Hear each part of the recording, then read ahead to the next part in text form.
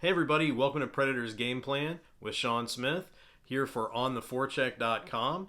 Got a lot of things to talk about tonight. I've made a lot of notes. You may see me looking down at them. I'd love to keep all this in my head, but it kind of reached that point in the season where we can't just talk about a few things and move on. So up first, let's talk about what's going on tonight. We've got a game against the Washington Capitals playing away in Washington.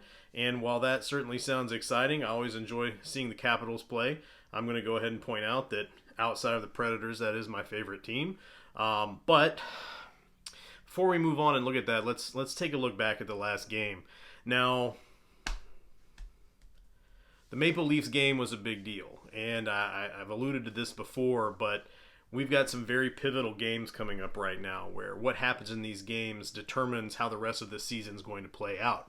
Either the Predators are going to start winning games and they're going to make a solid playoff push, or if they continue playing like they played last night, losing games like that where they're playing against a team like the Maple Leafs, fairly evenly matched game, you may end up seeing the Predators become a seller at the trade deadline, which means blowing this team apart, and a lot of the players that you've come to know and love and be used to seeing out on the ice may not be here anymore. And I will tell you, you didn't have to walk very far up in the press box last night before you ran into a scout from a different team there watching players. Now, the Predators needed to show up. They needed to show up at that game, and I saw the first goal go in, and I thought, oh no, early goal, that's not good. But then Mikhail Granlund put one in. Predators started playing like they had a chance to do something. Then they got behind again. And when they came out for the second period, I really hoped to see a team that was ready to say, you know what, we're only down by one, we're going to come back strong. And that team didn't show up to the ice. So the second period was a lot of disappointment. Now the third period was a little bit different. They played a little bit harder. It looked like they wanted it. And then when Victor Arvidsson scored a goal about halfway through the third period, making it 4-2, putting them back within of having a decent chance at coming back and winning the game, that seemed to be the pivotal moment where they decided to start playing. Now, what I saw after that was great. The problem was that you don't want the goal to be the thing that sets you off onto, hey, we're going to get motivated, we're going to score some more goals. You want to get motivated and let the goal be the result. But that's not what happened last night. Of course, pulled the goalie, Maple Leaf score, final score 5-2. That's a Predators loss. Now, let me tell you a few things about what happened after the game. Going to go to the locker room, get in, do some interviews. We had a abnormally long wait. Now, I'm not going to say that we were down there forever. I don't think anything crazy was going on, but it was a longer wait than normal. And what I learned in Coach Hines' interview was that, and I didn't know this, was that Coach Hines and a lot of NHL coaches don't actually go in the locker room and talk to the players after a tough loss. They feel like if they get some separation between the game and talking to the players, the emotion is removed from it, and they can have a much more constructive discussion with the players. So what that tells me is that leadership was talking. The guys on the team were talking to each other. There was some kind of discussion that happened in that locker room last night. And if you noticed, when Nick Bonino gave his interview after the game, he seemed pretty down about things.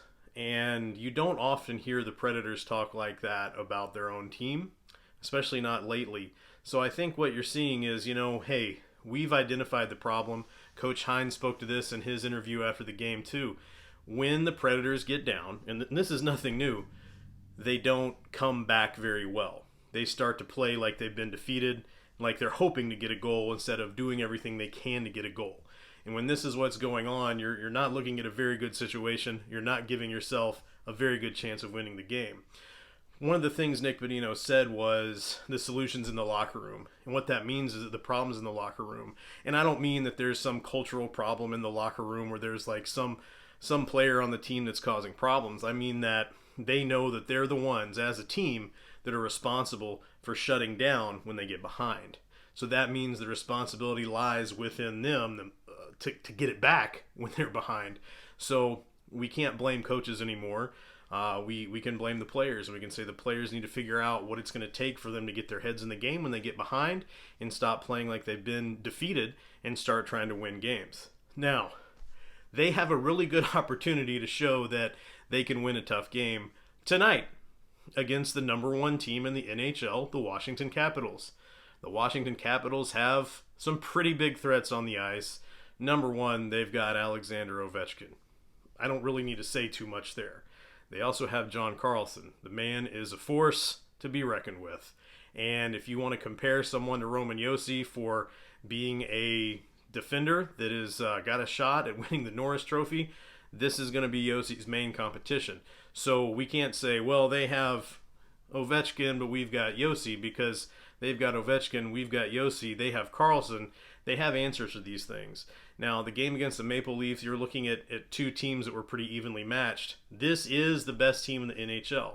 They're going to have to show up against the best team in the NHL, and if they don't, this kind of pushes our chances down of having a playoff run out of the picture, and the reality of having a team that gets blown up and having pieces traded away as something that's going to be a very real possibility.